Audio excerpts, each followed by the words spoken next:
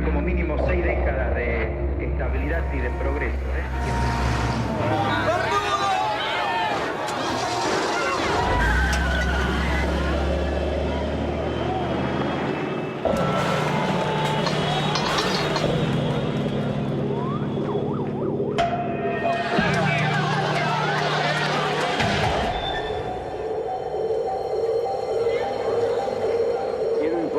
Que ante eso he decretado el estado de sitio en todo el territorio nacional. He informado al honorable Congreso. Nuestro país vive horas difíciles que muestran la culminación de un largo proceso de deterioro.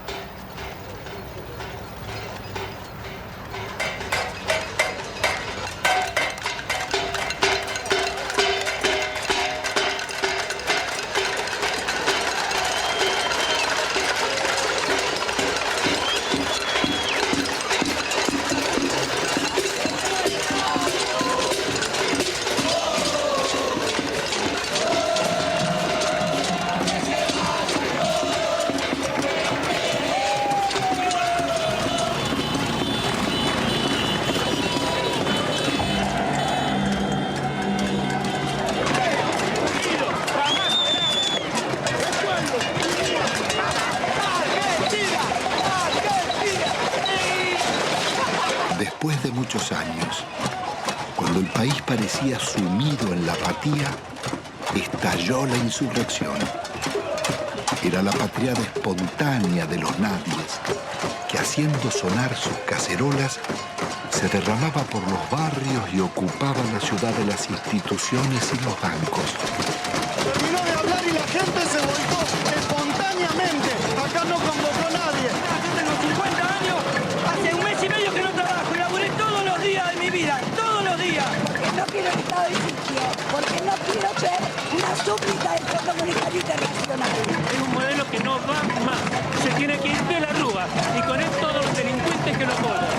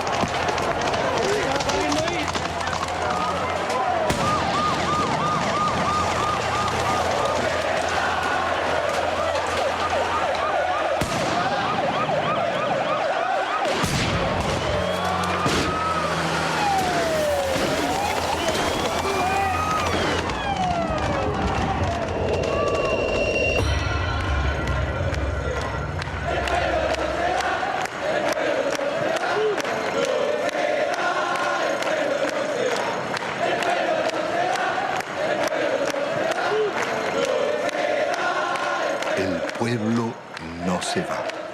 Son trabajadores, amas de casa, empleados, jubilados y estudiantes, herederos de aquellos que por décadas habían desafiado dictaduras y persecuciones, soportado ajustes y en democracia traicionados. ¿Qué había pasado en la Argentina? ¿Cómo era posible que en una tierra tan rica se sufriera tanta hambre? El país había sido devastado por un nuevo tipo de agresión, ejecutada en paz y democracia. Una violencia cotidiana y silenciosa dejaba más víctimas sociales, más emigrados y muertos que los del terrorismo de Estado y la guerra de Malvinas.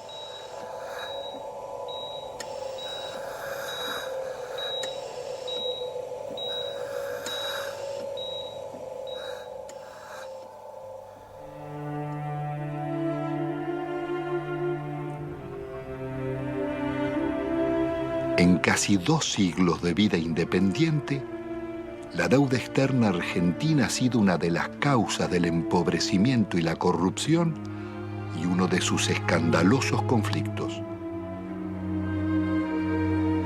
Desde el primer empréstito firmado por Rivadavia en 1824 con la banca inglesa Baring Brothers, la deuda serviría para fortalecer a sus socios argentinos, controlar finanzas y transferir recursos a las metrópolis. Desde entonces, la deuda externa estuvo ligada a los negocios y complicidades de casi todos los gobiernos, desde Mitre y Quintana a Menem y de la Rúa.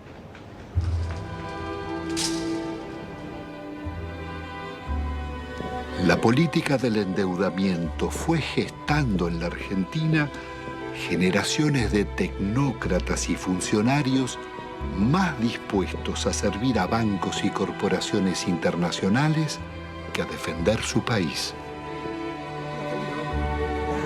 Moldeados en Harvard o Chicago, Oxford o Buenos Aires, sus retratos decoran las galerías oficiales.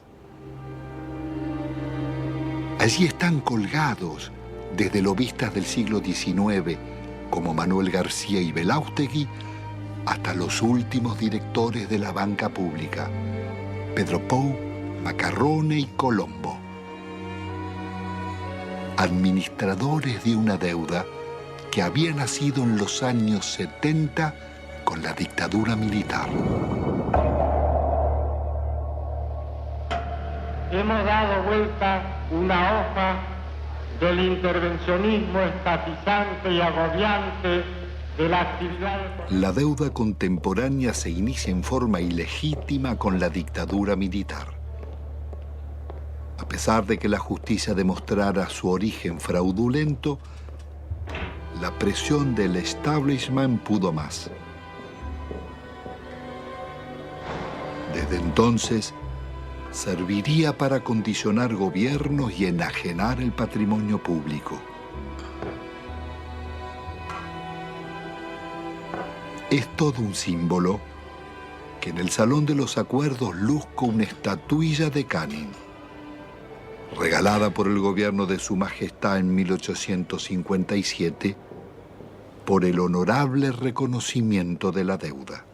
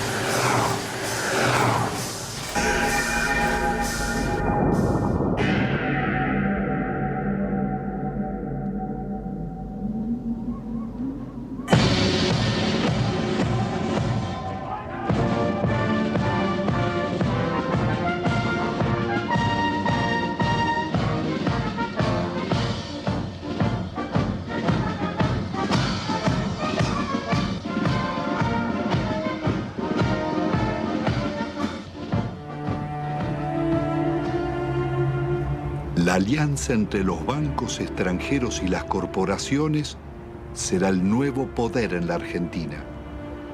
Después de 7 años de plan neoliberal, el gobierno de la dictadura deja un país hipotecado con una deuda externa de 45.000 millones de dólares.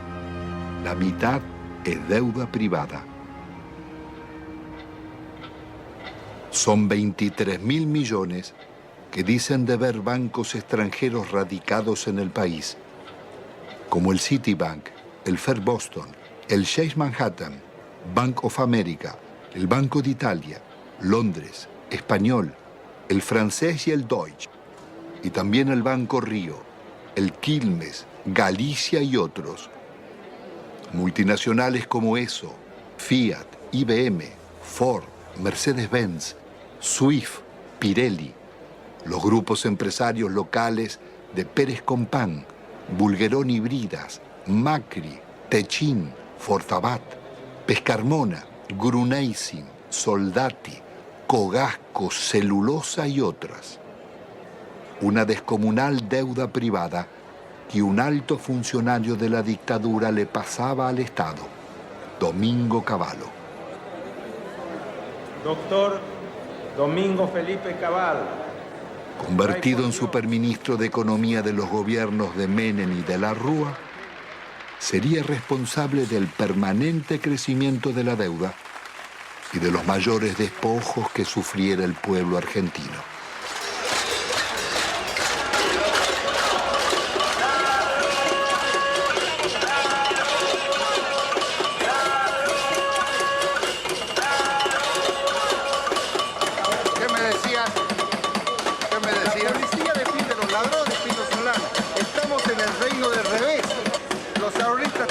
Manifestarse pacíficamente en defensa de sus ahorros que han sido confiscados por el banco en complicidad con el gobierno nacional. El Estado debe salvaguardar los derechos de los ciudadanos, no debe robarlos.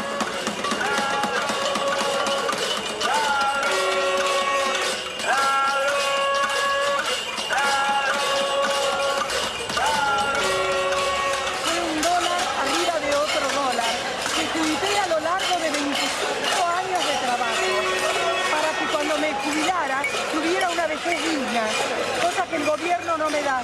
¿Por qué no nos tratan los bancos como tratan a sus ahorristas en el exterior? Y yo los puse en bancos privados, porque desconfiaba de los bancos nuestros, porque ya me agarraron en el 89. Pero evidentemente soy una estúpida. Entonces, ¿qué necesitan? ¿Una bomba? Yo no soy de poner bombas, pero al menos me desahogo con la cacerola. Esta cacerola le hizo puré a mis hijos para que cada vez que la vea sepa que si me roban porque ellos son unos sinvergüenzas, pero yo luché por mis derechos. Yo soy el decano de los canitistas de Avellaneda. 65 años vendiendo diario y todos mis ahorros están en el Citibank. ¿Por qué no me lo devuelven? El gerente me dijo que me lo iban a devolver. Mentira, mentira y mentira. Y todos mis ahorros del sacrificio de mi vida los tengo ahí. Hay una deuda externa en la que los bancos le deben a la Argentina. Es una deuda inversa, en cierto modo, porque las casas matrices tienen que hacerse cargo de los depósitos bancarios. Eso está en la jurisprudencia argentina desde 1971, en el famoso caso Swift-Deltec, en donde se resolvió que la casa matriz era responsable por las deudas de sus filiales. Y es una estafa que el Estado tenga que hacerse cargo de las deudas del sector privado. ¿Y el caso de nuestra deuda externa? La deuda está plagada de ilegitimidades. Primeramente hay una ilegitimidad de fondo. Es ilegítimo pagarle a los bancos cuando hay 18 millones de pobres y 9 millones de indigentes. Hay una prioridad humana en esto. Segundo, hay usura. La usura está aprobada tanto que si se hubiera aplicado una tasa de interés normal, la deuda externa se hubiera terminado de pagar en 1988. ¿Pero cómo fue la estafa? Hubo préstamos de las casas matrices a las filiales, que eran movimientos intracompañía, que esos préstamos eran considerados deuda externa, cuando en realidad eran movimientos dentro de la misma empresa. se compraban dólares. Esos dólares se los depositaba en una cuenta en Estados Unidos. Con la garantía de esa cuenta daban otro préstamo que entraba al país, se compraban dólares y así se lucraba indefinidamente con la tasa de interés. Es lo que se llamó en aquella época la bicicleta financiera, con la que se hicieron fortunas. Y precisamente los grandes beneficiarios fueron los grupos económicos que son los mismos de siempre. Al finalizar el gobierno de Alfonsín, la deuda externa se aproxima a 54.000 millones de dólares. Menem dejará en manos de la banca acreedora determinar cuánto se les debe. El Congreso jamás trataría la deuda, ignorando la Constitución y la denuncia de Alejandro Olmos. 10 años después, llegará a 130.000 millones. No confundamos a la gente con un mal concepto de la palabra deuda, porque todos queremos endeudarnos, pero después decimos que está mal que el país se endeude. Cuando crece el crédito, porque hay alguna endeuda. Es bueno, la deuda es buena. Todos queremos darle crédito, todos hablamos que hay que darle crédito a la población, que está surgiendo el crédito hipotecario. Es bueno endeudarse, no es malo endeudarse. Y se vuelve absolutamente pertinente una cosa que los norteamericanos inventaron hacia 1898 con la ocupación de Cuba. En ese momento había bancos españoles que le habían prestado a la autoridad colonial cubana. Los norteamericanos dijeron, si el pueblo de Cuba no ha sido beneficiado por estos préstamos, no hay deuda. En 1923, cuando un banco británico, entonces el Royal Bank of Canada, le prestó a un tiranuelo de Costa Rica que se llamaba Tinoco, unas uvas que estos utilizaron para sí mismos. El Royal Bank of Canada pretendió que Costa Rica le pagara y se produjo un pleito y el árbitro resultó ser un expresidente de los Estados Unidos, el presidente William Taft. El presidente Taft resolvió el litigio diciendo hay deuda, pero hay una deuda privada y no una deuda pública, porque no hay deuda pública si no hay un público, el público como destinatario, como beneficiario. Son actos que de ningún modo han beneficiado al público, más bien todo lo contrario.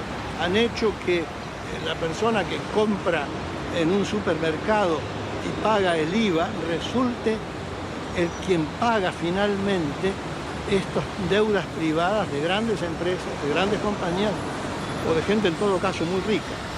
No cabe duda de que la deuda privada irregularmente estatizada, ilícitamente estatizada por el doctor Cavallo, debe ser absolutamente revisado. ¿Cómo se llama esa teoría, doctor? Se llama teoría de la deuda odiosa. Una directora del Fondo Monetario Internacional, Karen Lissaker, representando a los Estados Unidos, dijo, si aplicáramos la teoría de la deuda odiosa, toda la deuda del tercer mundo se caería.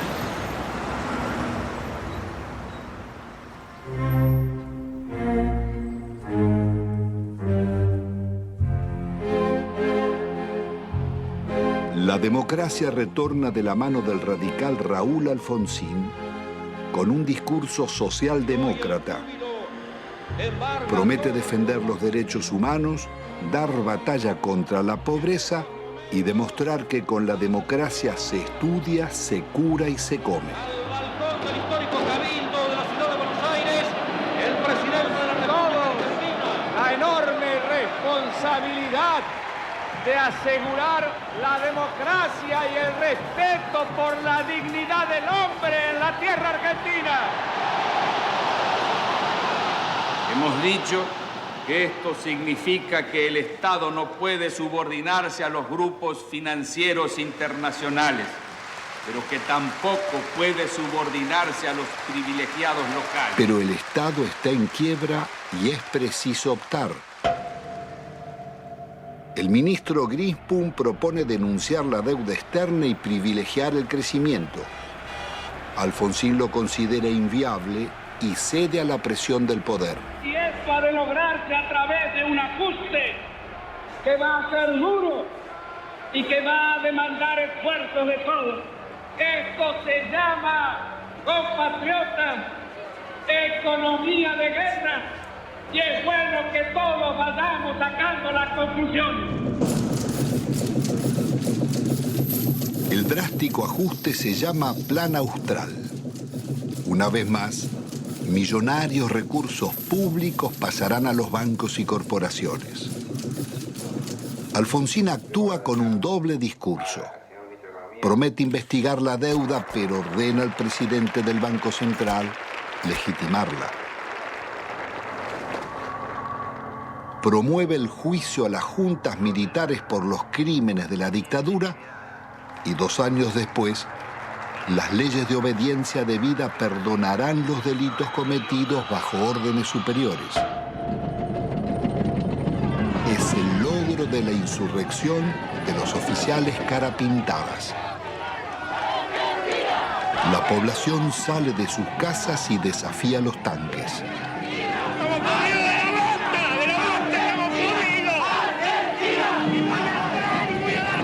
Alfonsín absolverá a los golpistas. Compatriotas, felices Pascuas.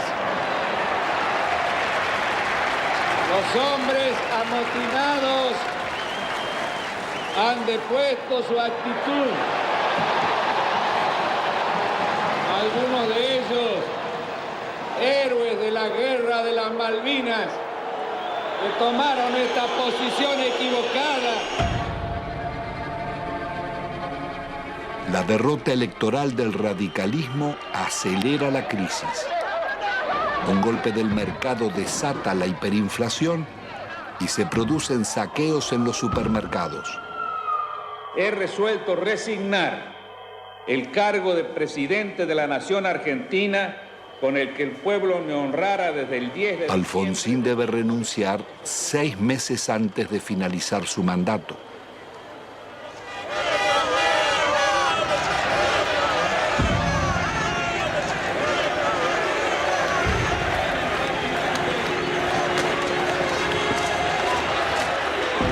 El justicialista Carlos Menem llega a la presidencia argentina después de haber gobernado varias veces la provincia de La Rioja, una de las más pobres del país.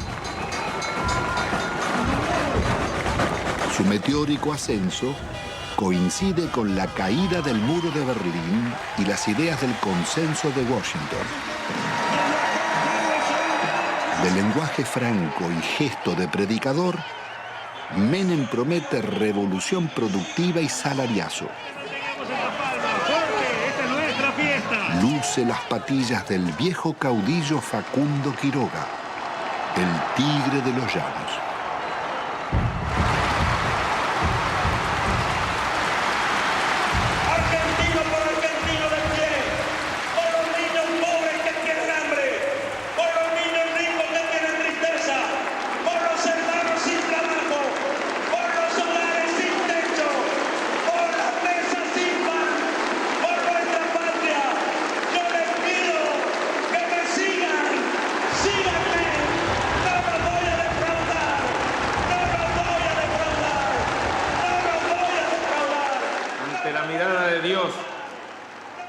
Y ante el testimonio de la historia, yo quiero proclamar: Argentina, levántate y anda.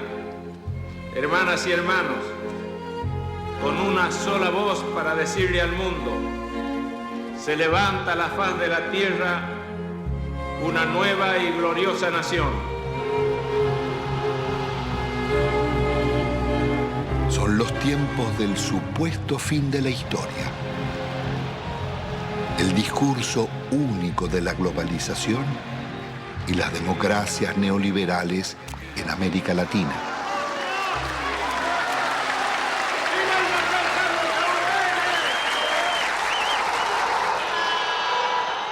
Días después, abandona las patillas y promesas reformistas y traiciona a sus votantes.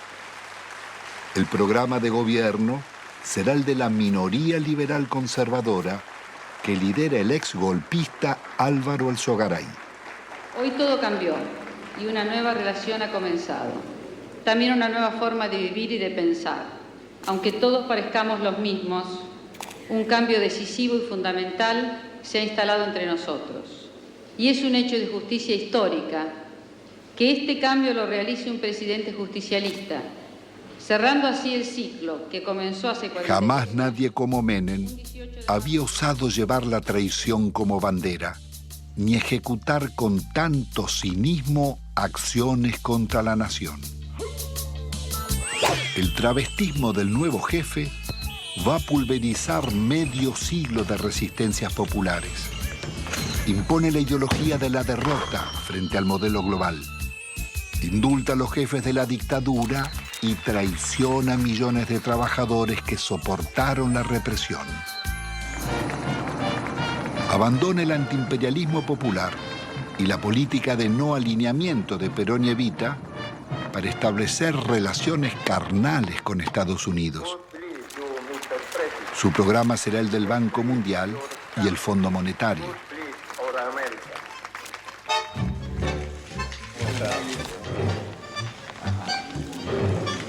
Pero la traición no fue solo la de Menem.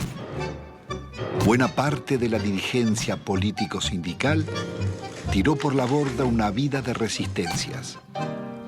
Muchos se sentaron en la mesa del arreglo y optaron por indemnizaciones. Otros se convirtieron en socios del millonario festín de las privatizaciones.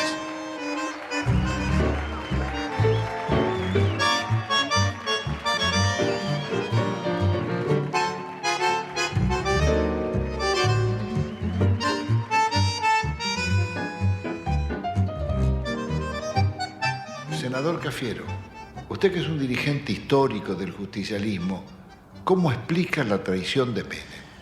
Bueno, eso sucede y no sucede raramente, sucede con bastante frecuencia en la vida política de todas las naciones. Hay un librito chiquito francés que se llama El elogio de la traición, donde se demuestra o se dice que es absolutamente intrínseco a la política la traición. Es decir, usted para llegar tiene que mentir, porque si usted dice lo que realmente piensa, la gente no lo va a votar. Y creo que eso se aplicó en la Argentina. Se aplicó siempre, pero con mucha mayor intensidad, admitámoslo, durante los gobiernos de Menem. Él mismo ha dicho que si hubiera dicho lo que él pensaba hacer, no lo hubieran votado. Entonces, dividió, a mi juicio, en una actitud que no guarda mucha correspondencia con la ética política. Pero esta es la realidad que vivimos. Después cambiaron ciertos parámetros internacionales, y bueno, y el modelo se fue agotando. Se fue agotando. ¿Cómo interpreta usted la existencia de una real mafiocracia? Poder económico, los bancos y la clase política. En eso, Pino, no quiero abrir un juicio, diría yo, absoluto. Mi larga vida humana y política me dice que a veces hay que relativizar un poco las cosas. No todo es blanco y negro. No todo es corrupto y puro. Hasta la misma sociedad argentina en su conjunto no puede atribuirse la pureza y asignarle la corrupción a sus clases dirigentes. En definitiva, las clases dirigentes emanan de la propia sociedad. En la Argentina no solo hemos fallado los políticos y yo asumo la parte de culpa que me corresponde. Yo podría decir que han fallado muchos estamentos dirigentes de la sociedad argentina y que si hay que hacer un juicio general, estamos todos en el infierno del Dante. Bueno, es indudable que la traición es muy efectiva. La traición es de una potencia política fenomenal, justamente porque es traición, porque te cala en lo más hondo, porque viene por la espalda, porque no estás preparado, porque se da de quien menos la esperás, si no, no sería traición. En ese sentido, el PJ es el alumno más desarrollado, más excelso de esa visión que expone Cafiero. Yo no tengo duda que si a esta sociedad le ofreces a votar San Martín o el Hombre Araña, elige a San Martín. Ahora, si le das a elegir entre el Hombre Araña y el Caballero Rojo, después la solución no se la podemos adjudicar a la sociedad. Entonces, Sociedad con escaso protagonismo. Partido que defeccione de sus ideas históricas y se pone al servicio del enemigo. Movimiento obrero reducido, achicado por la desindustrialización y copado por los traidores. La justicia disciplinada a esas transformaciones que se iban a realizar. La oposición con escaso margen de maniobra. El resultado concreto.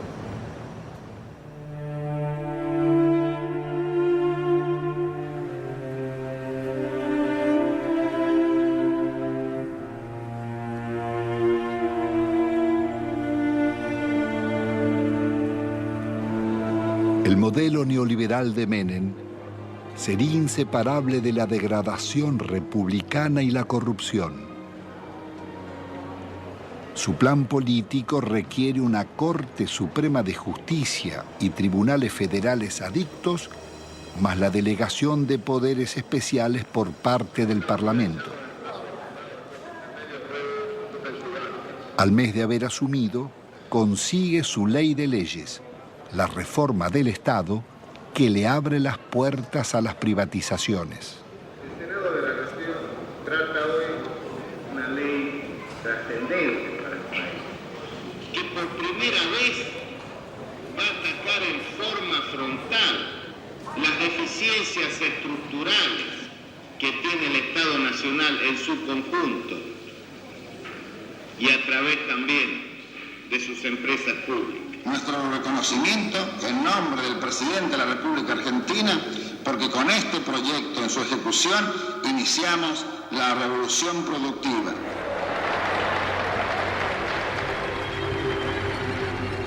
Fue un verdadero ataque a la democracia la forma en que este Parlamento trató las leyes en la era menemista. Le otorgó al Poder Ejecutivo facultades extraordinarias, poderes omnímodos, la suma del poder público. Y las delegaciones le posibilitaban al Poder Ejecutivo privatizar todas las empresas del Estado, sin inventario, sin balance, sin certificar si realmente la explotación de las empresas arrojaban ganancias o arrojaban pérdidas. Significó ni más ni menos que la votación, un verdadero apoyo al saqueo de los bienes del Estado. ¿Y quiénes la votaron? La votaron los justicialistas, la honorable complacencia radical, lo tengo muy presente, al Chacho Jarolaski ordenando a muchos de sus legisladores que se retiraran del recinto para que el justicialismo pudiera aprobar estas leyes. Pocas veces se van a dar tantos factores para que una minoría tome el poder sin tirar una bomba, como lo hicieron, sin disparar un solo tiro. Esto surge claramente en la participación de Álvaro Sogaray en el tema de la ley de reforma del Estado. El instrumento que le está dando el poder a Menem, un poder absoluto, dictatorial, un poder que no tenía Videla, que no tuvo Videla. Se lo estaba diciendo a todos al Sogaray. ¿Qué le decía? Le decía a los propios justicialistas que estaban participando de un capítulo extraordinario. Por primera vez iban a tener el poder, no importa si los votos eran del pueblo o votos peronistas, ese poder lo iban a tener los mismos que proscribieron, los mismos que fusilaron, los que masacraron. Eso es lo que estaba diciendo Álvaro Sogaray. ¿Hasta dónde? Es un límite. ¿Qué cosas eran capaces de hacer? Bueno, esto y más. Es más, siguieron haciéndolo. Porque acá hubo denuncias sobre la privatización de YPF. Hubo denuncias. El diputado Luis Adi dijo que en el Senado habían pagado una coima de $8 millones. Después se corrigió, en la misma sesión. De los 130 diputados presentes, 114 votaron por la afirmativa. Bien por la negativa, una abstención. No podemos más que felicitarnos de estos diputados que han dado el quórum, que han hecho funcionar la Cámara, pero creo que hoy es un día de júbilo, hoy es un día de festejo para la Argentina, que desde hoy el petróleo pasa a ser de las provincias, YPF pasa a ser una empresa que cotiza en bolsa, que va a tener inversión privada, y el dinero que de esto surja es de los jubilados. Miles de millones de dólares pasan del patrimonio del Estado a los jubilados. Las bellas palabras escondían algunos de los actos más infames que el Parlamento haya cometido. Con sobornos y falsos diputados fueron votadas las privatizaciones de YPF y Gas del Estado, las dos mayores compañías argentinas. no solo el país perdía las empresas que más habían invertido en su industria, sino que los jubilados y trabajadores serían estafados. La oposición no bastó para impedirla. Diputados disidentes del justicialismo formarían el Grupo de los Ocho. Reformar el Estado no es privatizar. En un país en emergencia no se puede empezar despidiendo trabajadores. Otras voces opositoras al despojo de la petrolera fueron amenazadas o agredidas.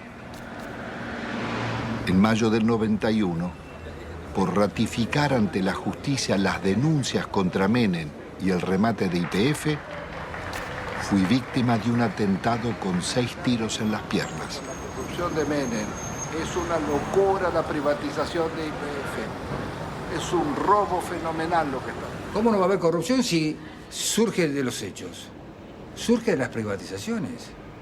¿Cuáles son los estados patrimoniales de los hombres que votaron esto? Me refiero a los que conducían. Hay que verlos.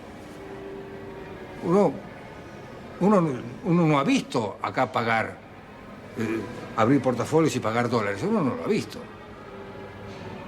Sin embargo, no está desmentido. De modo que cuando existen consultoras, cuando hay tanto dinero para ganar más dinero, cuando hay negocios mientras la sociedad está distraída, mientras existían los hombres que pregonaban las conveniencias de que las empresas del Estado pasaran, o nos olvidamos de Neusta. Y tenían alto rating.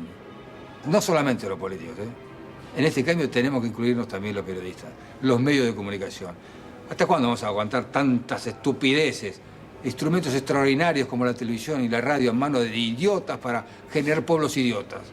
¿Hasta cuándo? El Congreso de la década mafiosa, el que votó las leyes más vergonzosas y antinacionales, tuvo que sesionar rodeado de cordones policiales. Fueron tantos los atropellos contra el pueblo que todas las semanas se oyeron sus reclamos. Llegaban jubilados, maestros, empleados estatales, estudiantes, obreros y desocupados de todos los gremios.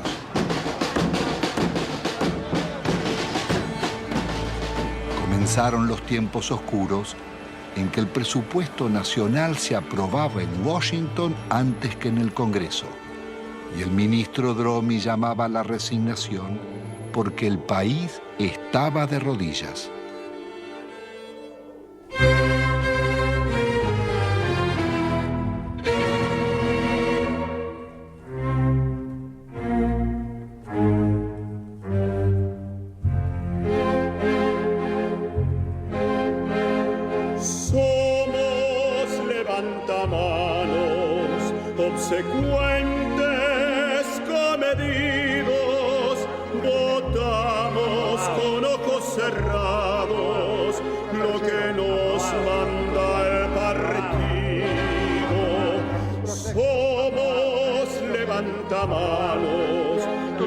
Legislamos con olvido y al votante traicionamos a pesar de los silbidos.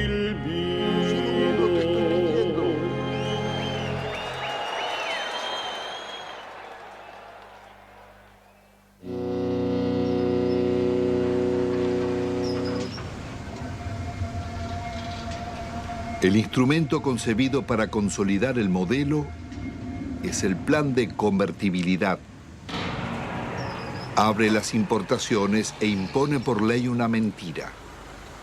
Un peso vale $1.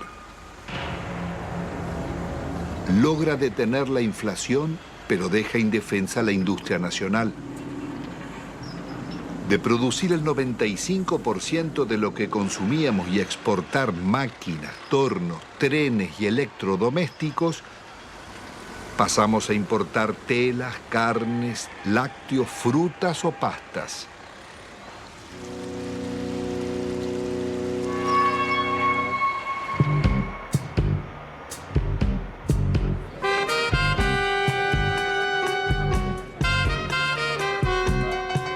El país se dolariza.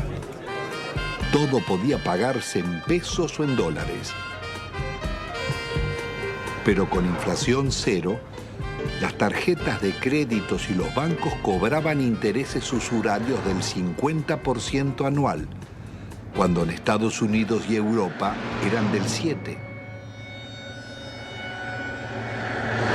La fiesta del dólar a un peso impidió competir a comerciantes y empresarios llevándolos a la quiebra. Desaparecerían miles de industrias y talleres, textil, metalúrgica, autopartista, manufacturas domésticas y muchas otras.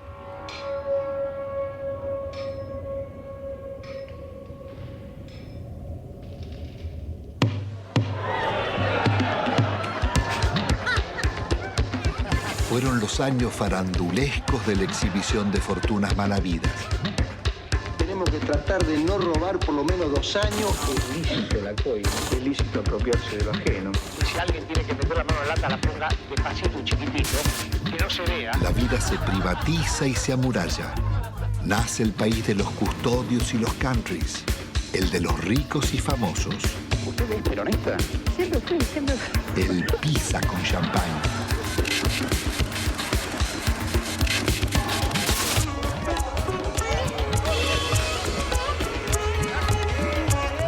Tocar YPF, tocar el petróleo en Argentina era tocar a la madre, era lastimar a Gardel, era ofender la bandera. El petróleo bajo la tierra no le sirve a nadie, a ninguno. Esto pasa cuando no usas la camisa. Y yo creo que todos tenemos derecho a una cuota de frivolidad de cuando en cuando. De gran seductor que usted tiene, si le molesta un poco. No, todo lo contrario, me ayuda.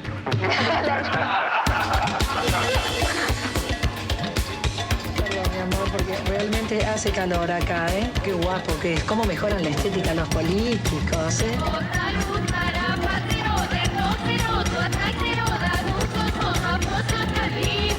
Estoy apasionado por este modelo económico, que es mentira que produzca más pobres, que lo fabrique. Hace muchos años que vivimos acá y siempre esperamos promesas de los políticos, que más o menos los que todos conocemos acá, los encargados de la zona, nunca, pero nunca hicieron nada por nosotros. Acá nosotros, los vecinos que han tomado la iniciativa de cortar la ruta, por lo menos los encargados tomen conciencia de la realidad que nosotros vivimos. Los chicos no pueden ir al colegio. Cuando hay un enfermo al fondo, no puede salir porque no puede entrar a la ambulancia, no puede andar un coche. Nosotros queremos vivir dignamente, como merecemos. Somos gente pobre, somos gente humilde. Nosotros no queremos comprar ilusiones. Que nos vengan a nosotros con un asadito, con una ropita, con una botita para los chicos. Y nosotros queríamos que ese rollo se entube. Había todo el dinero, todo lo necesario, pero el dinero que hicieron se lo llevaron ellos. Nos robaron. Si ponemos a hablar de robar, ellos fueron los artífices, digamos, los que enseñaron al pueblo a robar. Ya no pasamos a ser solamente la maestra que antes enseñaba, sino para ser el contenedor social en la escuela. La mamá que te viene a pedir si tenés un par de zapatillas que te sobre de tus nenes, de enfrentar a la misma comunidad cuando tenemos el problema de la inundación. Somos centro de evacuación, pero albergamos a nuestros propios alumnos porque la tormenta le voló las chapas, porque no tienen dónde dormir. El chico está pendiente de lo que está pasando en la casa o pendiente de que terminan de repartir la leche y es el primero ir a la cocina para llevarse los sándwiches que quedan. No lográs captar un minuto su atención porque está pensando en otra cosa. Y a veces se te desmayan. O sea, se te desmayan y le preguntás, bueno, ¿qué comiste anoche? O ¿qué tomaste esta mañana? Y una sopita, te dicen un té. Y se te desmayan, es muy frecuente. Nosotros ya estamos acostumbrados. Pero te da bronca, te da bronca. El plan de convertibilidad integraba un proyecto de dominación funcional al pago de una deuda externa que era incobrable. En 1992, el ministro Cavallo negocia con el secretario del Tesoro americano Nicolás Brady canjear la deuda por el patrimonio público que se ofrecía a precio de remate. Las empresas estatales podían comprarse con bonos del Estado que cotizaban al 15% de su valor nominal, pero se los reconocían al 100%. El acuerdo le haría perder al país más de 30.000 millones de dólares.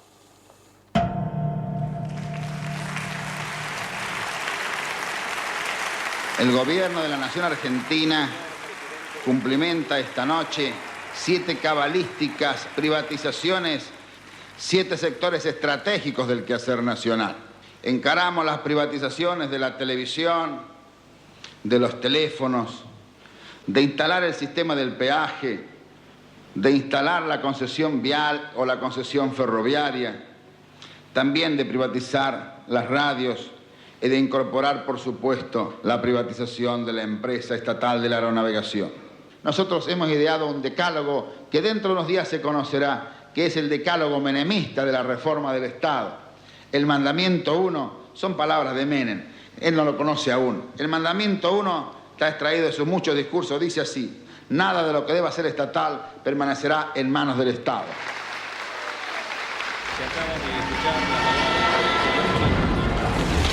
Nada quedó en pie. No importaba qué eran ni cuánto valían, ni cómo o por qué debían venderse.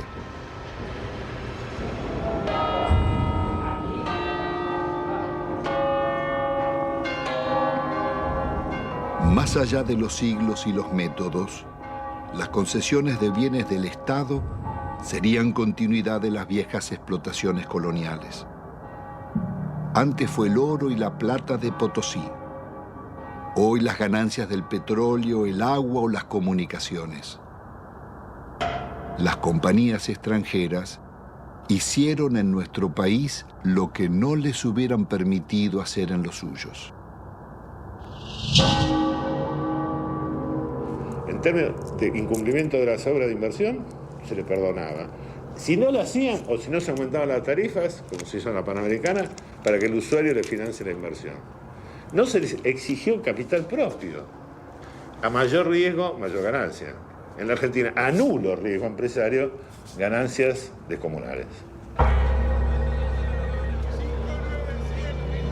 Duplicó o triplicó en dólares la tarifa.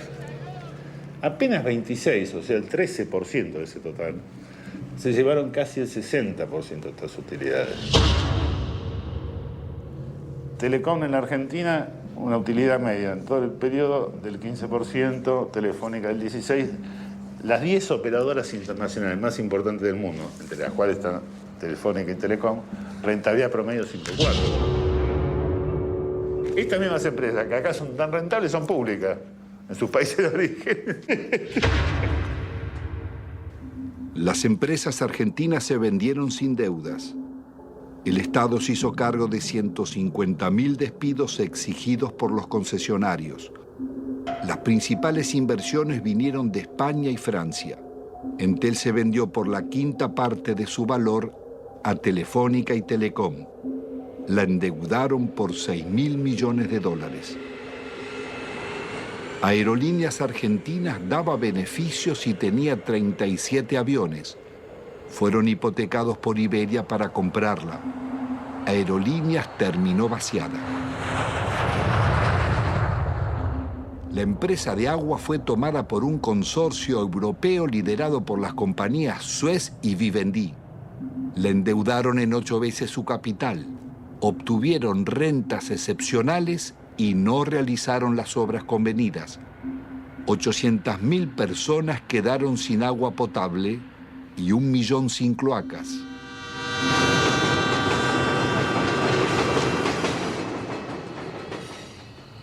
Quizás no exista en la historia nacional un vaciamiento igual al de los ferrocarriles.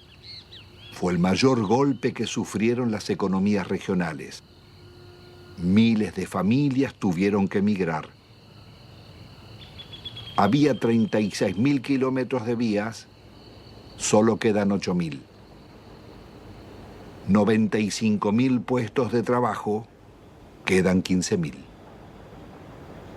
Después de una década, el Estado paga más subsidios que antes y debe al Banco Mundial $700 millones prestados para pagar despidos, más otros 700 millones de intereses por haber suprimido 80.000 puestos de trabajo.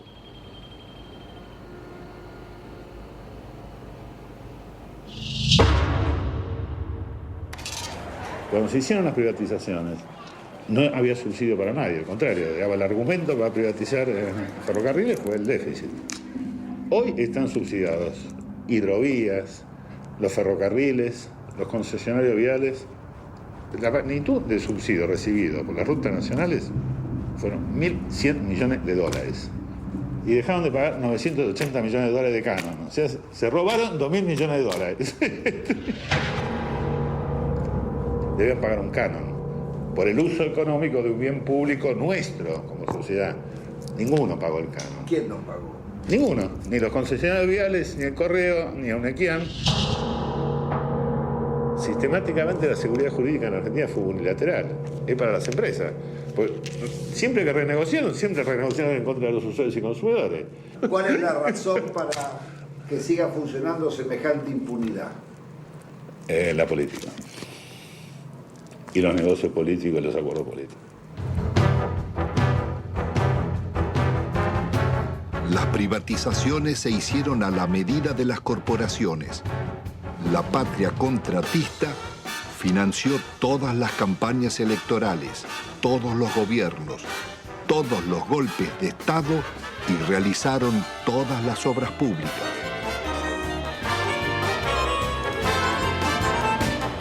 Ningún otro sector gozó de tantos privilegios, mercados cautivos, subsidios millonarios, ventajas impositivas, sobreprecios, condonación de multas e incumplimientos, prórroga de concesiones y especificación de deudas en dólares.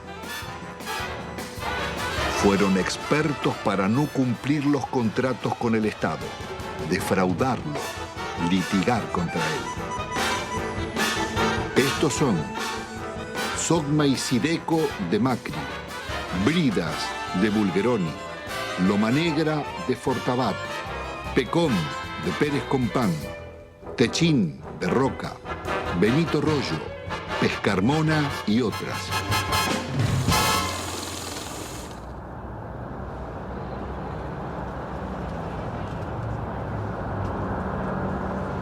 La desocupación estalló como una epidemia contagiando la sociedad entera. Cientos de colas de desocupados se multiplicaron por todo el país.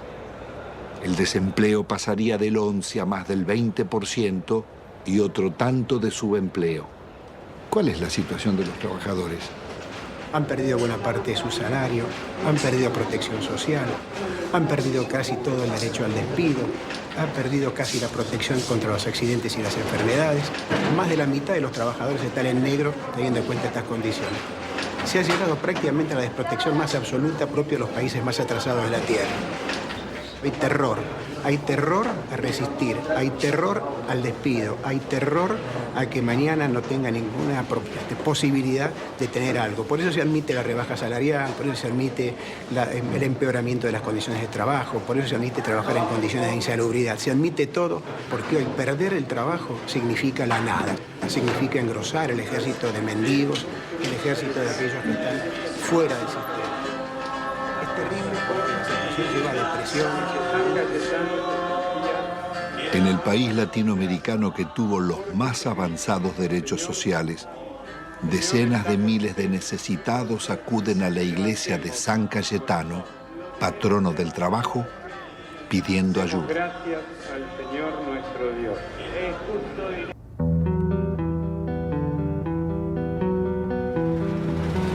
Argentina es un caso único en el mundo y en América Latina. No se conoce un país que haya entregado su gas y su petróleo sin haber perdido una guerra.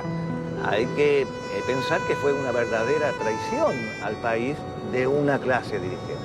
México, Brasil y Venezuela no privatizaron en absoluto su petróleo. Félix, ¿por qué fue una salvajada la venta de YPF? Fue una salvajada por el papel que tenía YPF dentro del país y en el concierto de las petroleras del mundo. Uno tiene que recordar que cuando Mosconi constituyó la primera empresa estatal del mundo, YPF, se tomó el concepto de que el petróleo es un bien estratégico y la venta de los combustibles un servicio público de interés nacional. Cuando subía el precio internacional, YPF mantenía bajos precios en función de sus costos y no del precio internacional. Yacimientos Petrolíferos Fiscales fue creada en 1923 bajo la dirección del general Mosconi. En 1907 se había descubierto crudo en la Patagonia. A pesar de sus detractores, la industria petrolera pudo desarrollarse sin depender del capital externo, siendo un modelo para América Latina. Fue tan exitosa su expansión que recaudaba tanto como la provincia de Buenos Aires y detectó reservas por $200.000 millones. Fue una salvajada por la cantidad de ilícitos que cometieron para privatizarla. Si se aplicara la ley de hidrocarburos, la mayor parte de las concesiones caen. Argentina podría reconstruir rápidamente una petrolera estatal. Si aplicaran hoy con decisión política la ley de hidrocarburos. Las áreas estratégicas donde más habíamos invertido las concedieron por 25 años por lo que esos pozos producían en 9 meses. El remate fue tan grosero que Menem mismo se llevó las acciones a Nueva York para venderlas. A 19 pesos una acción que costaba 38 y 350 millones de acciones por 19 pesos tenés la estafa del país.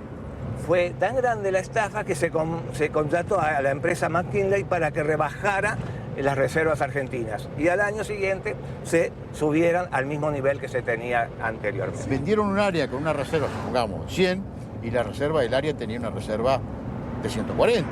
El monopolio de las 4 empresas nos ha castigado con las tarifas más caras del mundo y paga regalías de las más bajas del mundo.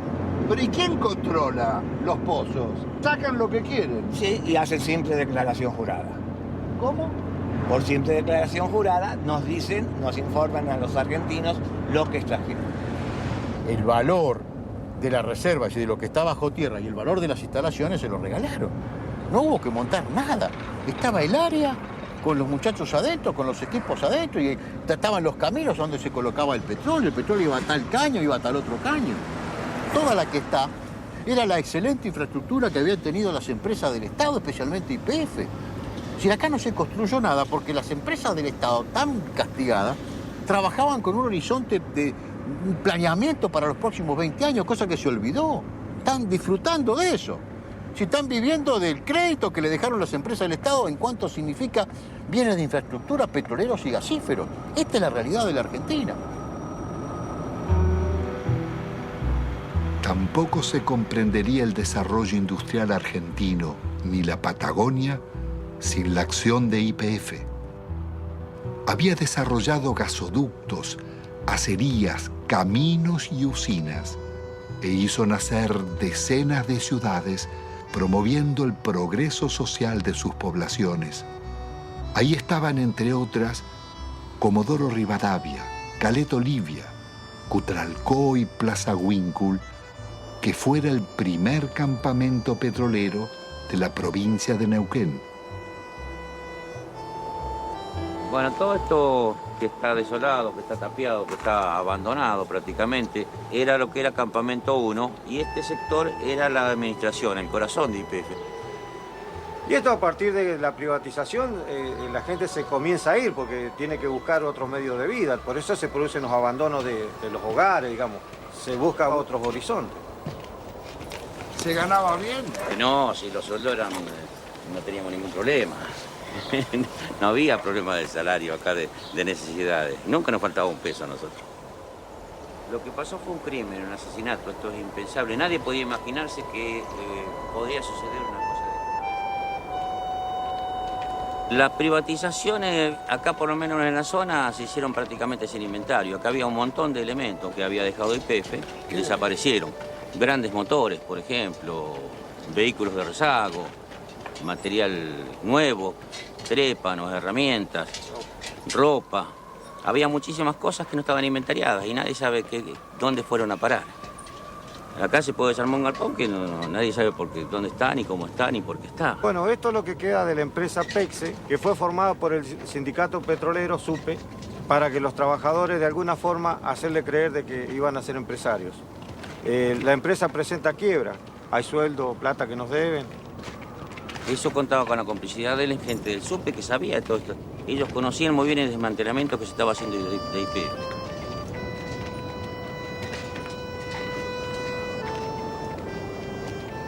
Si la gente agarraba 40, 50 mil dólares y aunque lo echaran de la empresa y le hacían por ahí hacer un curso de repostero, de computadora, de cualquier cosa, durante un año donde le estaban pagando.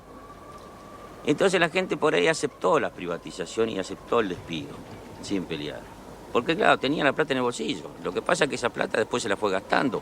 Se compraron vehículos, se ampliaron casas, se pusieron kioscos, negocios. Mucho desocupado. Muchísimo desocupado. Nosotros podemos hablar de 5.000, 7.000 desocupados o más. No hay censo. No hay censo serio que nos diga hay tantos desocupados. Pero sabemos que son miles los desocupados. Sabemos que somos miles los que estamos subocupados y que vivimos a medias. Pero los desocupados no solo fueron los de YPF. A ellos se sumaron otros miles de las industrias y comercios que cerraban. Años después, en el invierno del 96, Utralcó protagonizaría una pueblada. Nos estamos cagando de hambre nosotros. Le damos el gas, le damos el petróleo, le damos la electricidad y nos pagan así. Agotados sus reclamos por trabajo, miles de desocupados se instalaron en la carretera nacional durante días y noches, soportando 10 grados bajo cero y resistiendo las cargas de la gendarmería.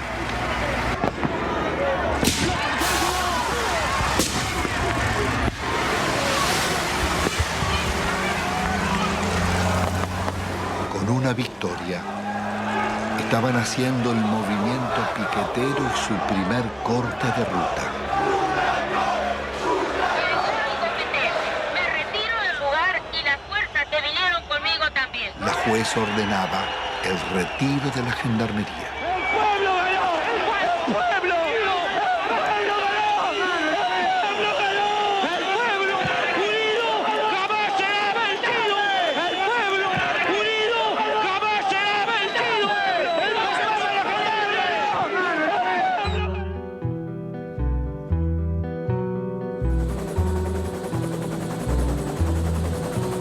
La del Estado era un orgullo de todos los argentinos y era una de las 2 o 3 empresas que en el mundo eran tomadas como modelo. ¿Por qué, Gustavo? Porque tenía un manejo de desarrollo gasífero en un país muy especial, con los yacimientos muy lejos, que era prácticamente un relojito.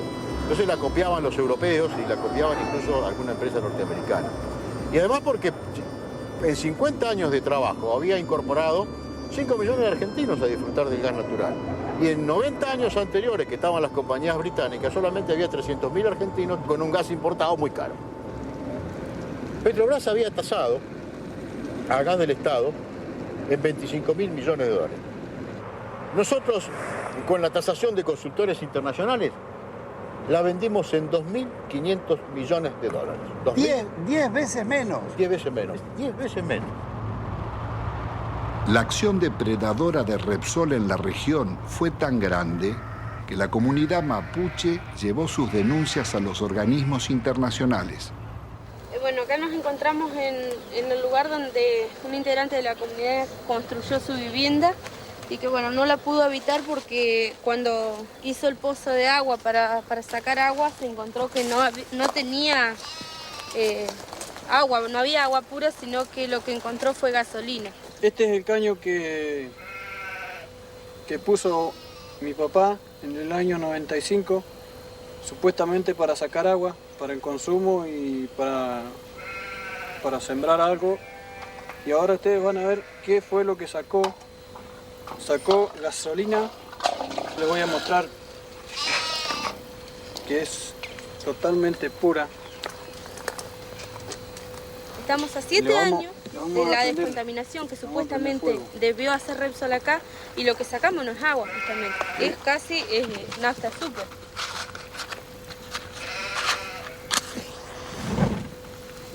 Ahí está.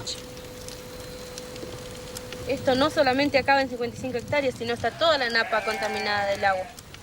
De acá hacia abajo, donde da el curso de la napa, el agua se va hacia abajo.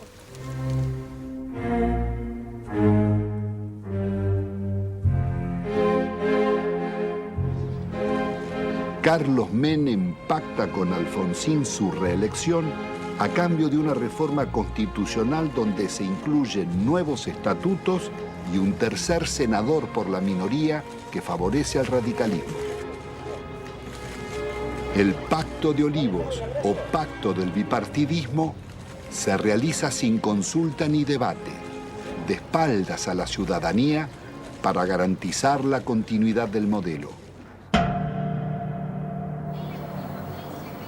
La reforma viene a legitimar a Menem, que ha promulgado más de 300 decretos leyes, 10 veces más que en toda la historia nacional.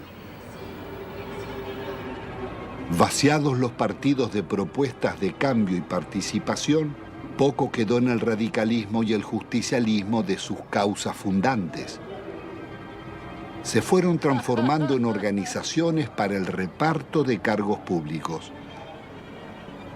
Una corporación de profesionales que no reconoce ideologías y atraviesa transversalmente casi todos los partidos, sin otra lealtad que a sus privilegios.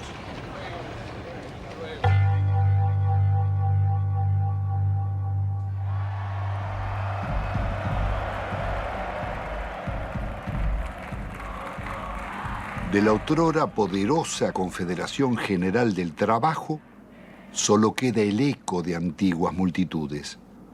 Su asociación fervorosa con Menem terminaría vaciando los gremios de trabajadores.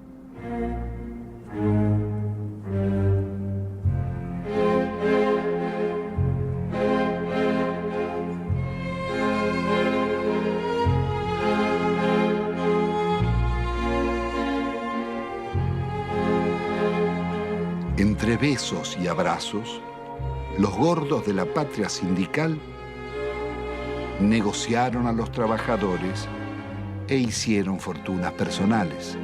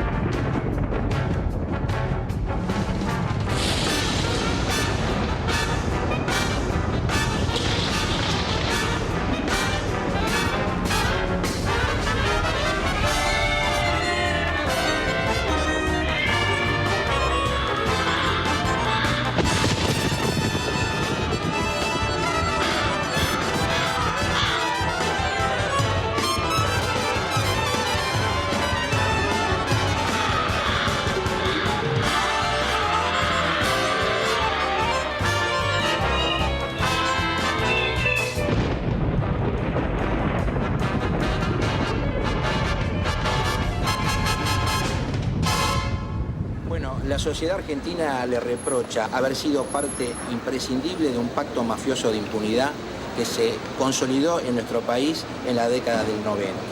Se le reprocha haber admitido, haber legitimado el remate de las empresas públicas al mejor postor y de una forma realmente a precio vil. Se le reprocha el despojo de los derechos de los jubilados, el despojo de los derechos de los trabajadores, haber justamente brindado impunidad a los políticos que han delinquido en la función pública. En las últimas décadas, Ninguno de los altos funcionarios que delinquieron contra el Estado fue condenado.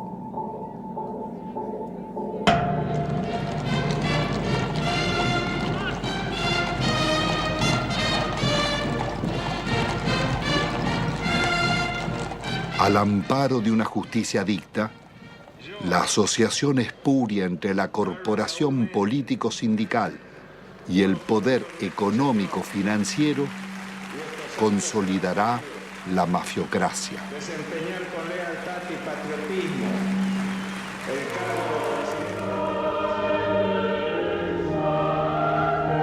Señores, menuda tarea es la de conducir la marcha de un país, sobre todo en los tiempos difíciles y complejos del mundo actual, cuando términos como patria, bien común, moralidad, respeto al otro y amistad social se encuentran en baja o desmonetizados.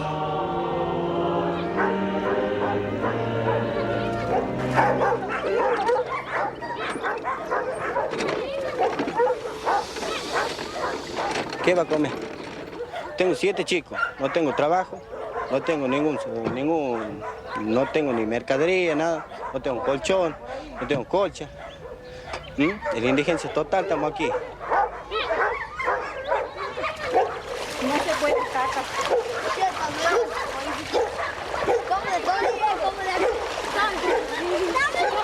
Así ya cayendo de las casillas. No hagan nada por aquí. No me pase y ve.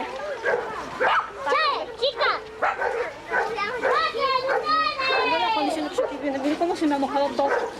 No tenemos ayuda de nada. No sé, se creerá que somos perros, no sé qué se creerán que son los hijos de nosotros. A mí jamás me han ayudado con nada. Yo no tengo ningún plan, a mí no me dan ningún plan.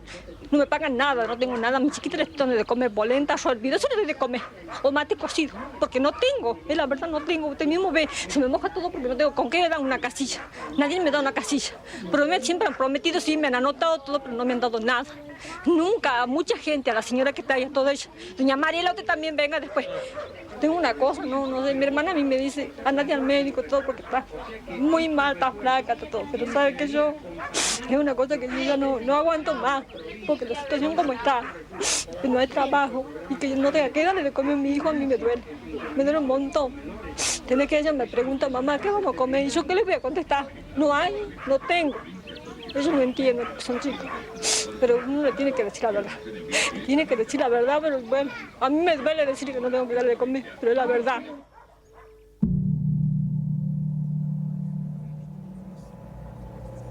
La mafiocracia une empresarios con políticos y magistrados, traficantes con funcionarios, sindicalistas y comunicadores. Fueron tan hondas las complicidades como hipócrita su accionar.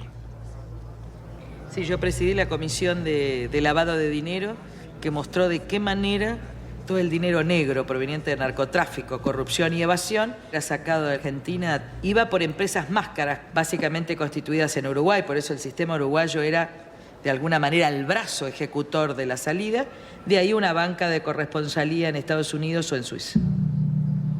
Sí, nosotros investigamos al Citibank, investigamos al Credit Suisse, al Dresdner Bank, al JP Morgan. Es decir, ellos tenían en Argentina el centro de sus operaciones sucias, a través del Citibank, el Banco República y el Federal Bank de Moneta. Llegó a manejar el 60% de los medios de comunicación social de la Argentina. Además, de los medios de comunicación, por ejemplo, canales por cable, Telefe, Azul Televisión, Radio Continental, Editorial Atlántida, torneos de competencias y distintos canales por cable del interior, Cablevisión, además de ser el controlante del paquete accionario de Telefónica de Argentina. Así que no solamente eran los medios de comunicación, sino las telecomunicaciones en Argentina. Obviamente con una fuerte llegada al poder político y sobre todo a la Suprema Corte. Recordemos el famoso fallo de la Suprema Corte para habilitar el rebalanceo de tarifas telefónicas que benefició a Telecom y a Telefónica de la competencia internacional.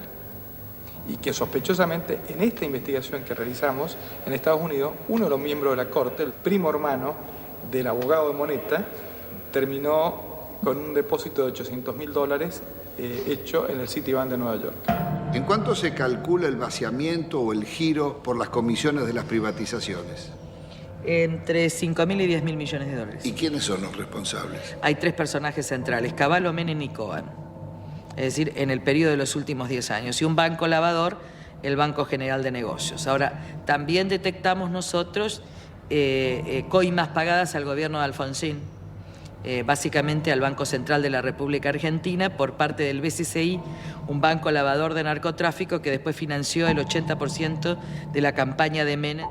Queda clara la complicidad entre la clase política, el narcotráfico y finalmente la política también de exacción.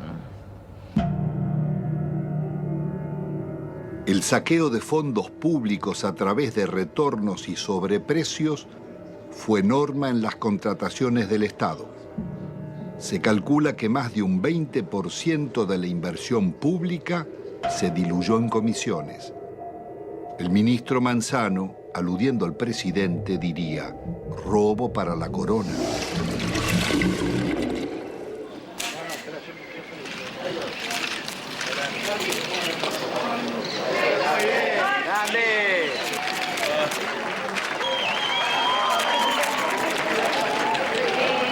Presidente, ahí, presidente.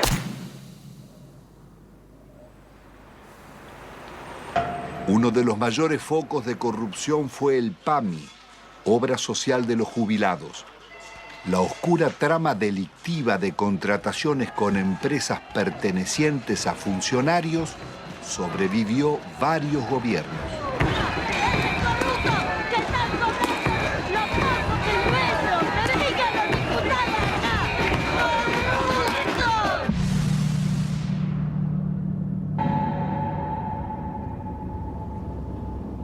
Yacyretá es una de las más grandes represas de llanura del mundo, con un dique de contención del río Paraná de 67 kilómetros de largo. Fue la mayor obra financiada por los argentinos y la caja negra de la política nacional desde la dictadura en adelante. ¿Cuál fue el mecanismo de la corrupción en Yacyretá? Bueno, fue sobrevaluar siempre los valores de las obras, alargar los plazos de obra, llevar la obra hacia adelante como hoy estamos sin poder terminarla y generando costos, porque estamos hablando de 13.000 millones, pero todavía no sabemos cuándo la vamos a terminar. 5 veces más costaba. 5 veces. Le doy un ejemplo concreto.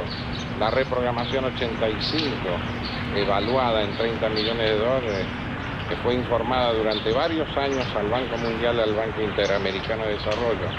Ese valor terminó firmándose en el año 89 en 180 millones de dólares. Muchos lo firmaron, algunos no la firmamos y así quedamos fuera del trabajo de Yacyretá en la consulta. ¿Entre esos usted? Entre ellos. ¿Y quién estaba era un frente a la señor consultora? Carretoni, fue el que manejó toda la campaña de Alfonsín en su momento y de Angelos en el otro. Convencional constituyente también. Convencional constituyente en el 94. El señor Carretoni, que era el dueño de la consultora líder del Grupo Argentino. Suegro del director general de la constructora. ¿De quién? Repítemelo. El señor Carretoni, suegro del ingeniero Rizzo. Es decir, que el jefe de la consultora que debía controlar costos, terminación, calidad técnica de las obras era el suegro del constructor. Exactamente, eso.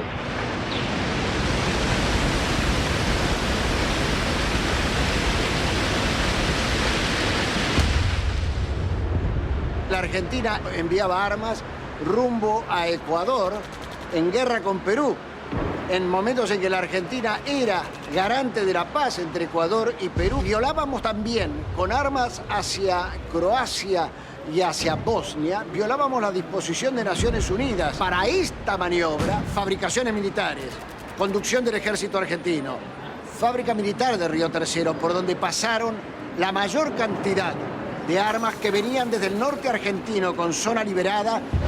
¿Qué se hizo? Se voló la fábrica militar de Río Tercero con 7 muertos argentinos.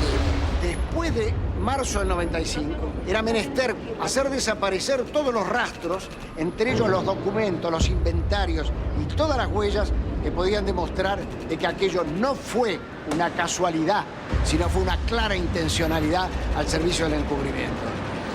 ¿Quiénes componían esa banda para la asociación ilícita? Califican como jefe de la asociación ilícita a un expresidente de la República, Carlos Saúl Menem. La lista no es aquí terminante, ¿no? Hay muchos más, pero hay también algunas circunstancias como estas. Los suicidios, muertes accidentales. Se cae un helicóptero enfrente al hipódromo argentino en el campo de polo, donde muere uno de los hombres claves. El general Juan Carlos Andreoli. Se suicida con mano invertida el capitán Estrada, hombre que ha formado parte de las bandas del terror en los tiempos horrorosos en la República Argentina. En este cuadro, lo que hoy falta investigar es dónde está la plata que se robaron. Carlos Menem, su cuñado Emir Yoma, Cavallo y otros involucrados en la causa del contrabando de armas serían arrestados. Pero la Corte Suprema los dejaría en libertad. El delito impregnó la diligencia en todos sus niveles. Ministros, jueces y altos funcionarios fueron llevados a la justicia por causas de corrupción, como los justicialistas Alberto Coan, Gerardo Sofovich, Juan Carlos Alderete, Matilde Menéndez, María Julia Alzogaray, Carlos Grosso, Claudia Bello, Triaca, Dadone, Grisanti, Amira y Emir Yoma, Vico y Espadone, los funcionarios radicales Del Conte, Mazorín y muchos otros, y los candidatos presidenciales Angelós y Masachesi. Me pongo al frente de lo que hace a combatir la corrupción. Las anteriores amenazas se referían a una causa por exportaciones de oro, donde se generaron aparentemente créditos fiscales ficticios. Si no querés que te arruinemos en el trabajo y la vida, deja de romper las pelotas, me corta en el brazo. Durante los años de Menem, las mafias se desarrollaron bajo la complacencia del gobierno y seguirían actuando después. Su accionar dejó decenas de secuestros extorsivos, asesinatos, robo de vehículos, muertes dudosas o por gatillo fácil, falsos accidentes y suicidios nunca esclarecidos.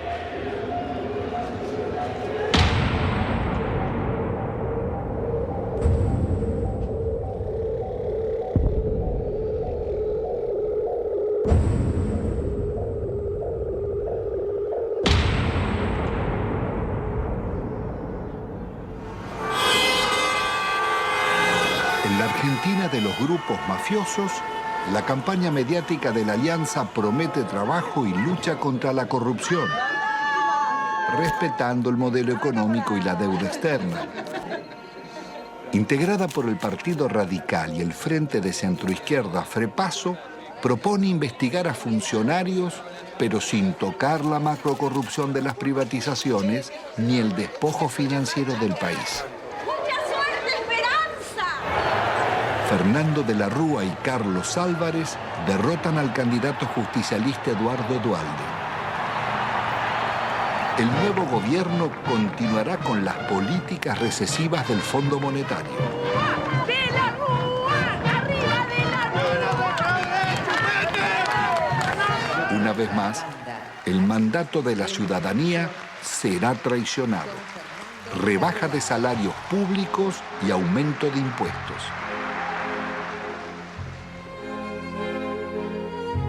De la Rúa viaja a España llevando la prórroga de la concesión del yacimiento de gas más rico del país, Loma de la Lata, para la petrolera Repsol. Una riqueza de 50.000 millones de dólares que es entregada, violando la ley, por solo 300 millones.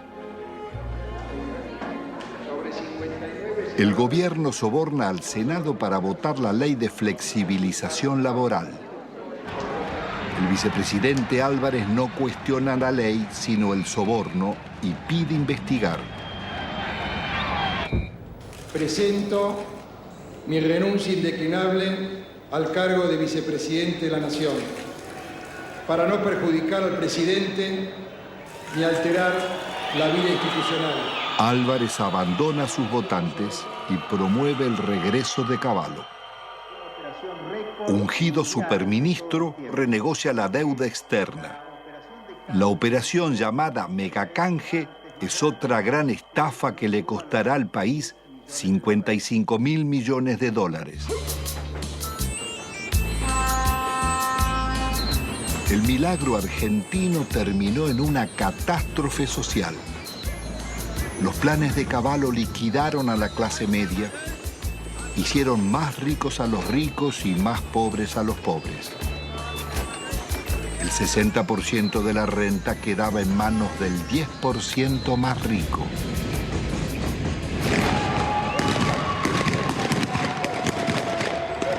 Está padeciendo la gente tiene hambre, somos guerrilleros, mira la hambre que tenemos. De la Rúa opta por la represión.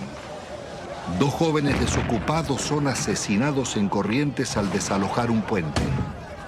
Otros 3 piqueteros baleados en Salta y Jujuy.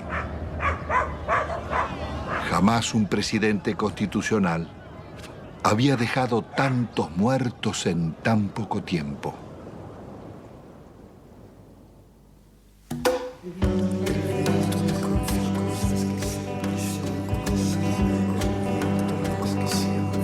El viento me confió cosas que siempre llevo conmigo. Me dijo que recordaba un barrilete y 3 niños. Que el sauce estaba muy débil, que en realidad él no quiso. Que fue uno de esos días que todo es un estropicio. Iba cargado de culpa y seguía confesando. En su lomo de distancia no cabalgaban un pájaro. Era un fantasma ese viento, un alma en pena penando, y en ese telar de angustias tejió sus babas el diablo. Aquí se pudo prever con exactitud qué iba a pasar luego de cada ajuste económico que existía en el país. Los famosos ajustes, estos desde la época de Alfonsín, de Menem y demás, cada ajuste significaba la irrupción en el hospital de una cantidad enorme de desnutridos, de niños desnutridos y de sus familias. Entonces era como decirse uno a otro, mirá, esperemos, todos 3 meses hay que preparar cama. Venía una cantidad impresionante de chicos desnutridos. Hasta que nos hartamos y en el año 82 salimos a la calle e hicimos un gran movimiento que salió en todos los diarios y que interesó a todo el país. Pero la política siguió, la política del ajuste. Cada ajuste era una puñalada en el corazón para un médico que venía aquí porque sabía que después de ese ajuste, 3, 4, 5, 6 veces más, los chicos que nacían en ese periodo no iban a comer. Entonces íbamos a tener esta cantidad de chicos y de ahí nació este documento que nosotros hicimos hace poco que dice, otros toman las decisiones, nosotros lo vemos morir. Pero resulta que cuando nosotros empezamos a leer, traducíamos bibliografía del inglés. Entonces nosotros veíamos cómo se solucionaba, cómo le arreglábamos los líquidos, cómo le arreglábamos las sales, cómo le arreglábamos las proteínas. Y después ya, viendo que cada vez era más y que nos sobrepasaba, empezamos a leer otras cosas. Hasta llegamos a leer un libro argentino, Juan P. Garrahan, no sé si le suena. Dice, la desnutrición no es una enfermedad socioeconómica y cultural que se soluciona poniendo a trabajar a todos los factores de la nación. No dice que le vamos a dar alimentos, que le vamos a todos los factores de la nación. Y ahí explotó todo, ahí ya nos dimos cuenta. ¿Qué hacemos nosotros con el desnutrido mandándolo a la casa? ¿Qué hace la nación? Claro, le damos un enfoque cientificista. Claro. Pero este último año fue una explosión atómica. Nosotros guerra. Teníamos 18% de chicos desnutridos en el hospital, pasó a prácticamente el 80% de chicos desnutridos en el hospital.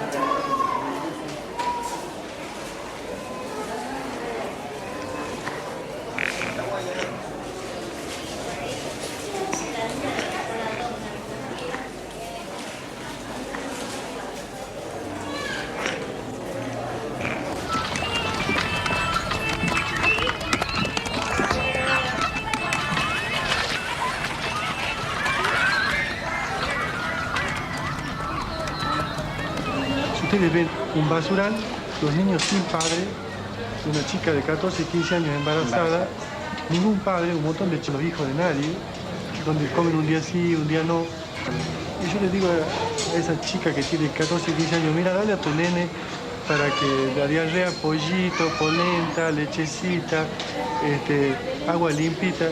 Y bueno, eso es una falta a la ética, eso es una crueldad inconcebible.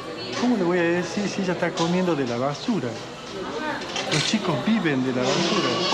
Estos son sobrevivientes de la tercera generación de desnutridos o de la segunda generación los que están dando a luz estos chicos. Porque cuando se produce el fenómeno mueren muchos chicos.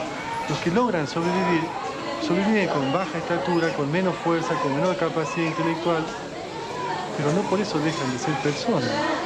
No por eso deja de tener sentimientos.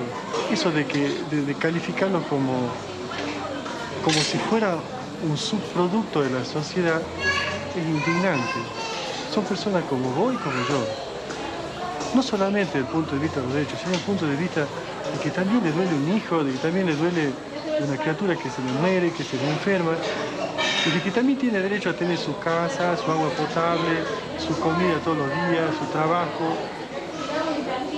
Los derechos, aquí hablamos de derechos humanos. ¿Qué derecho humano tiene esta persona? Se le han pisoteado todo, absolutamente.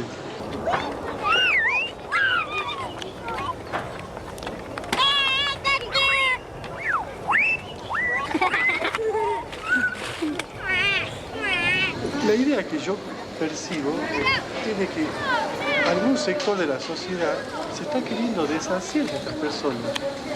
Molestan a ese sector de la sociedad. ¿Y cuál es ese sector de la sociedad? Está identificado, el que se llevó todo. 90% indigentes, 10% que lo tienen todo. No sé qué modelo, esto no es un modelo, esto es una cosa que yo tengo 54 años y es siempre lo mismo. La historia es ajustemos. El que vino no sabía ajustar y sigamos ajustando. Y se cagan todo. Y los chicos se los va corriendo como de la mesa y caen abajo y no comen nada. Lo que no se quiere ver del país, que es la gente que nace, vive y muere sin documentos, sin estar registrada, la otra Argentina, la oculta, con los que están incluidos y los excluidos.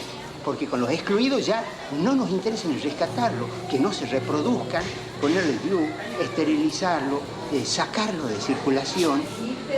Todavía nadie se animó a decir no mostrarlo.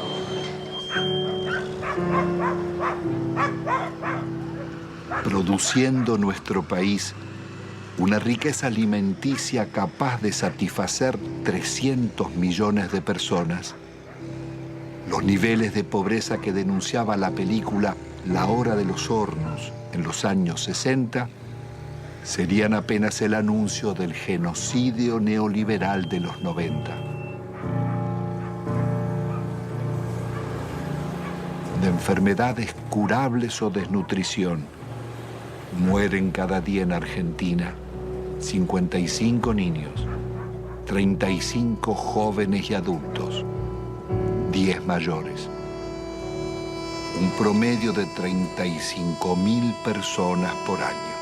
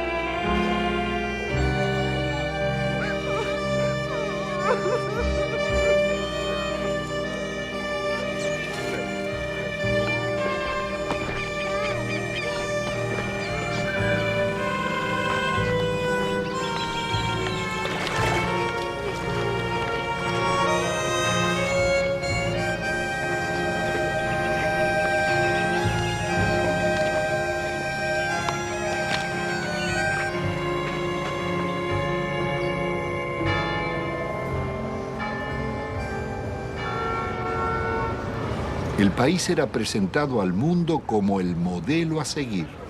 El Fondo Monetario homenajeaba a Menem en Washington por el milagro argentino. Presidente, esta foto para mí va a ser estupenda para mí. Para mí también. Mi popularidad, la suya no sé. No sé, vamos, ya no sé. Me parece que ya le dije que una foto con el diablo siempre es peligrosa. No, por favor. La responsabilidad de nuestros gobernantes en el genocidio social no exime a los organismos internacionales ni a sus mandantes, Estados Unidos y Europa, ni a las injustas relaciones comerciales del norte con el sur. Los programas económicos neorracistas que dieron grandes beneficios a costa de segregar y producir la muerte prematura de millones de personas son crímenes de lesa humanidad en tiempos de paz. Sus autores y ejecutores no pueden gozar de impunidad.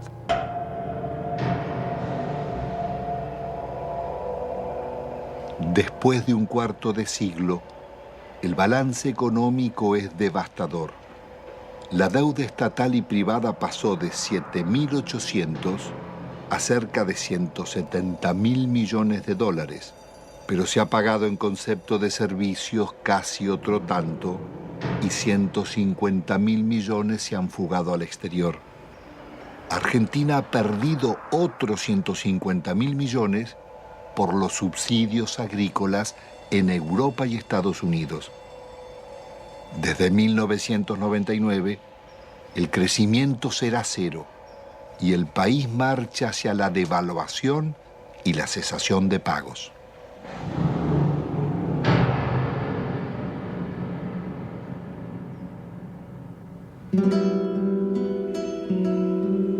Al terminar esta memoria, quizás quede el sentimiento que la realidad no puede cambiarse, o que los responsables del saqueo son los triunfadores y nosotros los derrotados. Pero la realidad fue distinta. Ni la dictadura, ni Menem, ni de la Rúa consolidaron sus proyectos, ni los bienes concesionados se perdieron para siempre porque pueden recuperarse.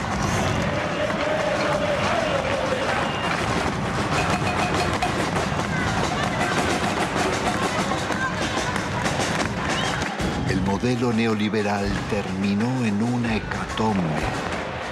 Sus responsables no pudieron vender todo lo que deseaban, ni los mayores bancos públicos, ni los grandes astilleros Río Santiago, ni las usinas termonucleares, ni Yacyretá, Salto Grande o EPEC.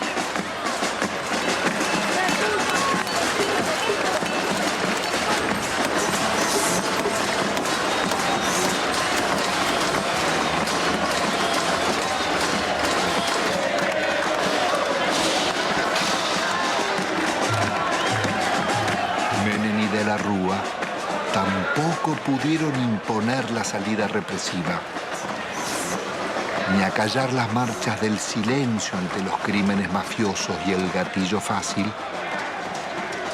ni frenar la permanente acción de las madres, abuelas e hijos de desaparecidos.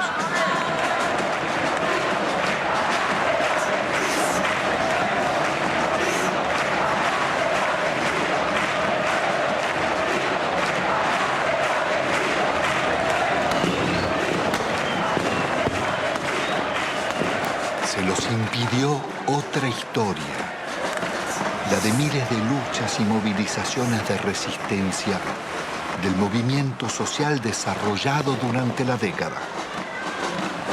Organizaciones territoriales, piqueteros, comedores y asambleas barriales, ocupaciones de tierras y asentamientos, la Gran Marcha Federal y cientos de otras marchas y paros nacionales.